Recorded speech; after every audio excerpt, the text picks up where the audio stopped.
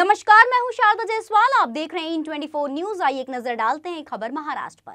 Bulletin में सबसे पहले बात करेंगे महाराष्ट्र के हिंगोली जिले की। महाराष्ट्र विधानसभा चुनाव को लेकर जोरों शोरों से तैयारियां चल रही है। हर पार्टी की तरफ से बैठक की जा रही है, अलग अलग योजनाएं लाई जा रही है। वहीं अब हिंगोली शहर के मधुर पैलेस मंगल कार्यालय में बैठक का आयोजन किया गया, जिसमें जिला विधानसभा क्षेत्र के भाजपा पदाधिकारियों, बूथ प्रमुखों समेत तमाम कार्यकर्ताओं की मौजूदगी रही।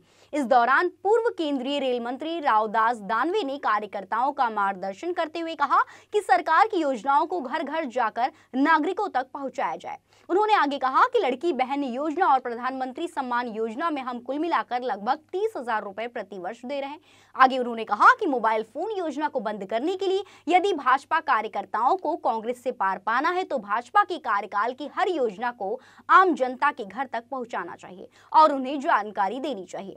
आपको बता दें कि इस बैठक में पूर्व विधायक रामराव वडकुटे, पूर्व विधायक गजानन धुगे, जिला अध्यक्ष फुलाजी शिंदे, युवा नेता शिवाजी मुटकुले, पप्पू चौहान समेत तमाम कार्यकर्ता मौजूद रहे।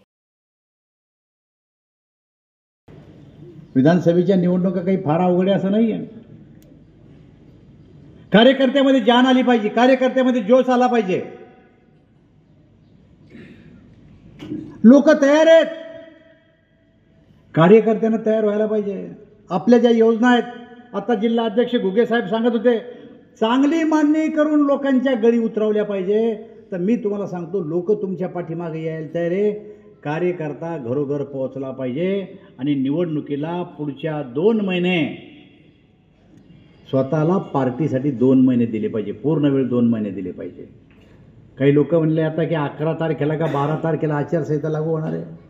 अरे, सरकारची आचारसंहिता लागेल तेव्हा लागेल, आपली लागून गेली आचारसंहिता। कार्यकर्त्याने फक्त स्वतःला समजून घेतलं पाहिजे की आता आचारसंहिता लागली म्हणून आपल्यासाठी 2 महिने कुठलंही काम न करता फक्त पार्टीसाठी मी काम देईन, तर त्याला कार्यकर्त्याचा मेळावा म्हणते पहा।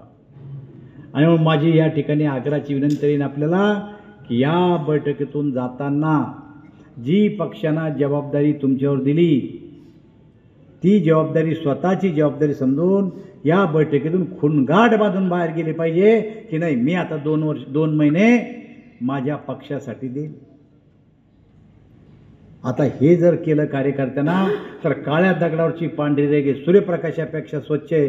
कोणत्याही भविष्यकाळाला विचारायची गरज नाही। या राज्यामध्ये भारतीय जनता पार्टी आणि मित्र पक्षाचं सरकार पुन्हा आल्याशिवाय राहत नाही, गोष्ट लक्षात घ्या तुम्ही। माझी जान कोणा फुकायची? बाहेरून कोणी येऊन तुमच्या जान फुकीन का? तर कार्यकर्त्यांनी बैठक घेतली पाहिजे, आपल्या बूथची, आपल्या मंडळाची नीट मांडणी केली पाहिजे आणि मांडणी करून सध्याच्या वातावरणात काय चाललं पाहिलं पाहिजे। लाडकी बहीण आपण नुसतं लाडकी बहीण म्हणतो, पण लाडकी बहिणीचा हिशोब कधी कोणा समजून सांगितला का? एक महिलेला एका महिन्यामध्ये 1,500 रुपये आपण देतो, 12 महिन्याचे 18,000 रुपये त्या महिन्याला बहिणीला दिल्या जातात। पण काँग्रेसचे कार्यकर्ते हे पैसे मिळू नये म्हणून कोर्टात गेल्याचा इतिहास आहे आपल्याजवळ। कोर्टात गेल्याचा इतिहास आहे आपल्याजवळ। 18,000 बाईला मिळणार आहे आणि प्रधानमंत्री सन्मान निधीची त्या कुटुंबामध्ये शेतकरी जर असेल तर 12,000 रुपये त्यांच्या खात्यावर जमा होतात। 12,000 अधिक 18,000 किती हजार झाले? जरा सगळेजण एकदाच सांगा, जोरात सांगा, जोरात सांगा। अजून काही काहीचे तोंड इकडे आहे, काही तिकडे आहे, काही तिकडे आहे। मला समजून आलं की तुमची हालत काय बेकार आहे म्हणून। 30,000 रुपये एका कुटुंबाला आपल्या खात्यावर सरकार जमा करते आपलं। ही गोष्ट तुम्ही जरा लोकांना पटवून सांगा। महिलेला 1,500 रुपये दिले आपण। सुनील केदार त्यांचा स्टेटमेंट आहे, माझ्या मोबाईलमध्ये लागला, तुम्हाला शेअर करतो मी। त्यांनी सांगितलं आम्ही निवडून आल्याच्या बाद जर पहिलं काम कोणतं करू तर हे मुख्यमंत्री लाडकी बहिणा बंद करून टाकू। आता एक कार्यकर्त्यांनी जर हे दाखवलं नाही, जाऊन समजून सांगितलं नाही तर काँग्रेसवर तुम्हाला मात कशी करता येईल? प्रधानमंत्री सन्मान निधी 12,000, लाडली बहिणा निधी 18,000. आणि केवळ एवढंच नाही